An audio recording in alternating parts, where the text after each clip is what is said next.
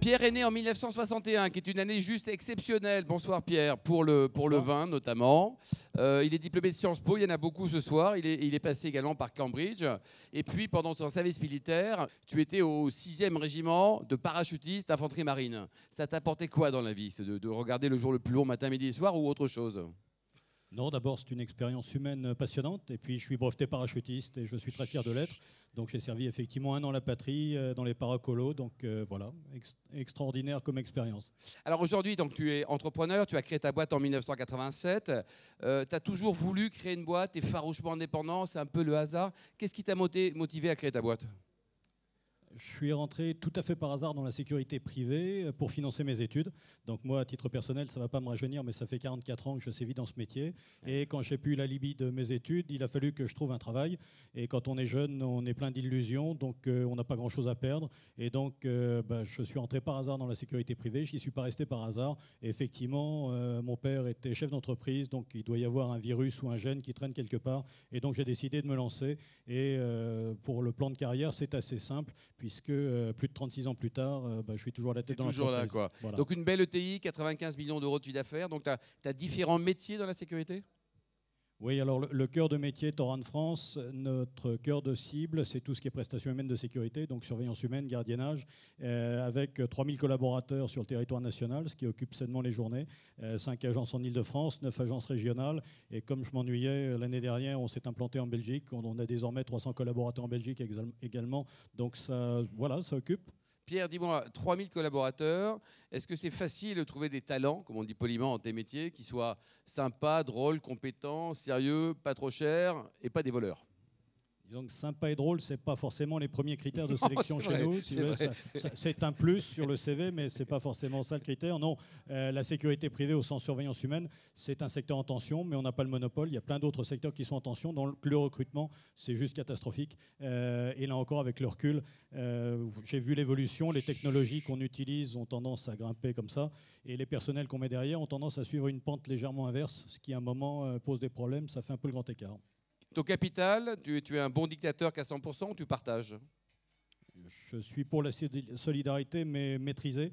Donc oui, je suis l'actionnaire majoritaire et comme ça, voilà, je gère les choses. Le gros avantage d'une entreprise indépendante, familiale, patrimoniale, Oui. c'est que voilà, je n'ai pas de compte à rendre à un actionnaire je ne sais où, à l'autre bout de la planète. Donc je suis là pour faire des choix, prendre des décisions. J'essaye de prendre des bonnes décisions pour l'entreprise, mais effectivement, je suis assez indépendant. Mais j'ai des comptes à rendre à tout un tas de gens. D'abord mes clients, je suis prestataire de services, donc c'est mes clients qui me font vivre, je ne l'oublie jamais. Et accessoirement à mes collaborateurs, puisque on parlait tout à l'heure de l'inflation législative ou de la diarrhée législative. Le Code du travail, effectivement, chez Dalloz et chez les autres, il a pris un peu dans bon point comme moi.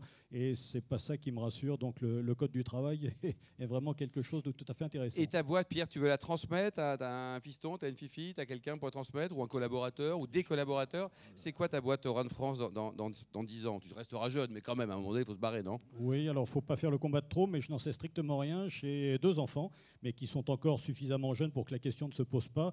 Et la question se posera, mais je ne suis pas sûr que le fait d'être héritier est un plus. Si ma fille ou mon fils veulent reprendre le flambeau parce qu'ils ont pris le virus, parce qu'ils ont envie, pourquoi pas, mais ils feront exactement ce qu'ils veulent et surtout un métier qui leur plaît.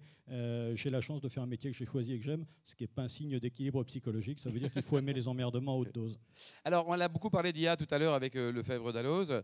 Toi, le digital, ça impacte ton quotidien? Parce qu'un type qui est devant un hôtel, c'est un type qui est devant un hôtel, non? Alors, le digital, l'intelligence artificielle, on va tous être percutés, on l'est aussi. Oui. On utilise maintenant des logiciels qui sont de plus en plus puissants, performants, parce que ça nous gagne en efficacité. Je prends un exemple simple, ça va arriver, c'est déjà là, mais ce n'est pas encore totalement pertinent. La gestion de planning de nos collaborateurs, c'est quelque chose d'extrêmement complexe. Et trouver un bon planificateur, c'est un exercice de style assez difficile. Donc là, effectivement, peut-être que l'IA va nous simplifier les choses. Il n'empêche que, in fine, il y a effectivement un agent qui est sur le terrain. Nous, on est à 200% dans les gestions des ressources humaines. Donc, il faut avoir un peu le sens du contact au sens propre du terme. Pourquoi tu es allé en Belgique? Parce que certains clients français nous l'ont demandé. C'est-à-dire que dans certains grands groupes pour lesquels on travaille et qui sont implantés à l'international, souvent le directeur sécurité qui gère la France, soit à la main sur le Benelux, soit en tout cas on est très proche. Et donc c'est mon côté boy scout, quand on me demande des choses poliment, je ne résiste pas à la tentation de rendre service. Tu es aussi président donc, de la Fédération française de la sécurité privée. Dans quelques jours, il y a un truc bizarre qui s'appelle les JO là, qui va arriver. Sommes-nous prêts, mon cher Pierre ? Attention, on est entre nous là, hein, la vérité est vraie. Oui, absolument, ça ne sort pas de cette pièce. Ouais. Oui, on y travaille tous activement. Simplement, vous allez voir, il n'y a pas besoin d'être un spécialiste de sécurité privée. On a une double problématique sur les jeux, une problématique géographique, une problématique temporelle. Géographique, c'est hyper concentré sur l'Île-de-France, donc plus de 80% des besoins en personnel de sécurité privée, c'est l'Île-de-France. Et la problématique temporelle, c'est que ça tombe à une période où on a tous, quel que soit le secteur, une partie de nos collaborateurs qui sont en congé, ce qui complique les choses. Et deuxième problématique, simplement pour votre culture générale, mais les chiffres sont parfaitement connus, c'est vraiment pas une surprise, il y a entre 175 000 et 180 000 agents de sécurité privée en exercice dans ce pays. On estime au niveau de la fédération que pour tourner en rythme de croisière, au moment où on parle, il nous en manque à peu près 20 000. Et il va falloir en trouver 25 000 à peu près pour assurer la sécurité des jeux, ce qui fait qu'on doit passer de moins 20 000 à plus 25 000. Ça va être un peu compliqué, donc on travaille tous et on mouille le maillot pour y arriver à avoir les effectifs. On n'atteindra probablement pas l'objectif, mais le but, c'est de s'en rapprocher le plus possible, parce que s'imaginer que l'armée va venir à la rescousse, voilà. Et puis il y a le syndrome des Jeux de Londres, où ça ne s'était pas très bien passé, donc tout le monde est un peu en tension, surtout, je passe beaucoup de temps à quelques pas d'ici, place Beauvau, et donc tout le monde est un peu concerné par le sujet. Ouais. Et alors, il n'y avait pas trop de grève, parce que là, tout le monde veut du pognon avant les JO. Là, on est pris en otage de tous les côtés. Là, chez toi, ils sont calmes, ça va ? Oui, alors, je suis désolé, j'ai de mauvaises fréquentations, mais je ne suis pas un fan de Madame Binet, qui nous expliquait il y a encore quelques jours qu'elle était pour que les gens qui seraient en CDD se mettent en grève. La grève dans un CDD me paraît un concept... C'est insupportable, la grève, tout le temps, non ? Bon, on est dans un pays où globalement c'est devenu un sport national, donc là on sera sur le podium, c'est sûr. Ça et la brasse coulée, on sera bon. Donc. Ouais. Alors, autre chose, donc l'entreprise, il y a combien de boîtes dans tes métiers de sécurité en France ? C'est concentré comme métier, tu as des gros acteurs. Toi, avec 100 millions d'euros de chiffre d'affaires, t'es moyen, t'es grand, t'es comment ? Alors d'abord, la fédération regroupe 15 organisations professionnelles et la sécurité privée, c'est un vaste ensemble, un écosystème qui est beaucoup plus complexe. Moi, je suis très orienté, mais pas que, surveillance humaine, donc gardiennage. Mais il y a 3 piliers à la fédération.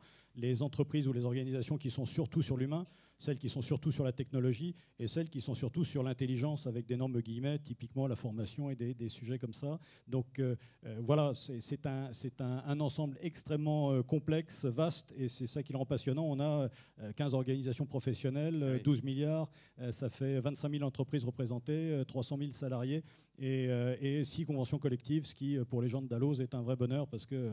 Il est là, Olivier. Voilà. Enfin, il y a toute l'équipe qui est là. Alors, au niveau de... Tu bosses beaucoup, comme tous les patrons de TI, hein, même énormément, mais tu prends aussi un peu de temps pour faire du syndicalisme, tu es actif au MEDEF. Par contre, tu t'es planté, là, tu as soutenu Dominique, qu'on adore, mais qui a perdu, et tu n'as pas soutenu Patrick, qu'on adore aussi, et qui a gagné, là. Non, mais j'ai soutenu Voilà, j'ai soutenu le bon cheval, pour reprendre ton expression. Donc j'ai été ravi de faire équipe avec Dominique Carlac. Bon, il se trouve que c'est pas elle qui a passé la ligne d'arrivée en premier, mais c'est la loi du sport. La compétition fait partie de la vie des entreprises, donc il n'y a pas de sujet, on est passé à autre chose. Et effectivement, je connais un peu la maison MEDEF, mais j'ai des témoins de moralité dans la salle, puisque j'ai été 7 ans président du MEDEF Hauts-de-Seine, 5 ans vice-président du MEDEF Île-de-France et 1 an et demi vice-président du MEDEF national. Donc je connais un peu la machine de l'intérieur, et c'est pour ça que j'ai choisi Dominique Carlac. Alors, au niveau de ce MEDEF, justement, parfois on se dit, c'est quoi ce truc-là ? C'est les bâtons de maréchal pour les mecs qui foutent rien ? Est-ce que vraiment il y a une essence, il y a un métier, ça sert à quelque chose, le MEDEF ? La question peut légitimement se poser aujourd'hui, mais je suis taquin. Moi, je sais pourquoi je me suis engagé il y a une vingtaine d'années au MEDEF.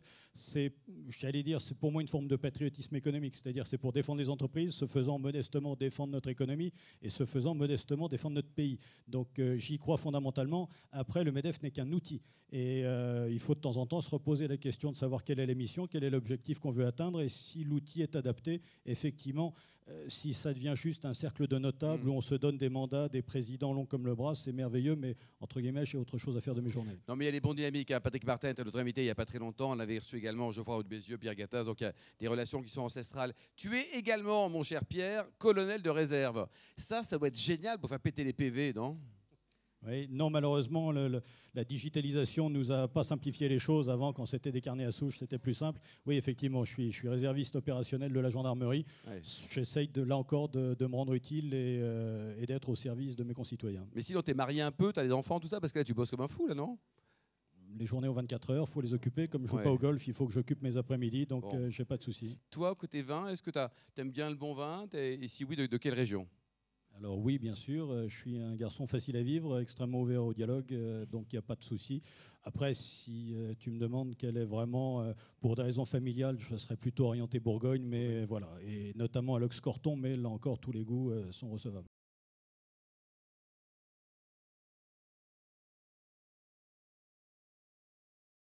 Oui, alors, y compris mon entreprise, on est tous dans le mix homme-technologie, c'est-à-dire que l'agent de sécurité, la prestation humaine est, restera, il n'y a pas de débat là-dessus, mais ce qui est important, c'est d'apporter de la valeur ajoutée à nos prestations humaines, donc la technologie est de plein pied. Par contre, la cybersécurité, ça grimpe comme ça, je ne veux pas faire peur à qui que ce soit, mais on a été nous-mêmes victimes d'une attaque cyber, donc ça peut toucher toutes les entreprises. Juste avant, c'est Thales qui s'était fait taper, donc comme quoi on se dit qu'on n'est pas finalement, enfin on fait partie du club des grands, mais maintenant même les taper une boîte de sécurité avec 3000 bodyguards, il faut être gonflé quand même, non? Oui, non, mais ceci étant, la cyber, tout le monde sera concerné. Et le vrai problème de demain, c'est ça. Après, je me réjouis en me disant que de toute façon, il y a dans notre vocable ce qu'on appelle la sûreté, c'est-à-dire on lutte contre la noirceur de l'âme humaine et la malveillance. Et la sécurité, qui dans notre jargon, c'est la sécurité incendie. Donc on règle les problèmes techniques. Mais vu la mentalité de l'humanité, globalement, je n'ai pas de souci. Ce n'est pas un secteur qui va disparaître tout de suite. Et c'est pour ça que je n'étais pas aussi rassuré que certains de Lefebvre d'Alloz sur le fait que tout allait. On n'est pas dans un monde de bisounours et nous on voit l'envers du décor et c'est pas toujours très engageant.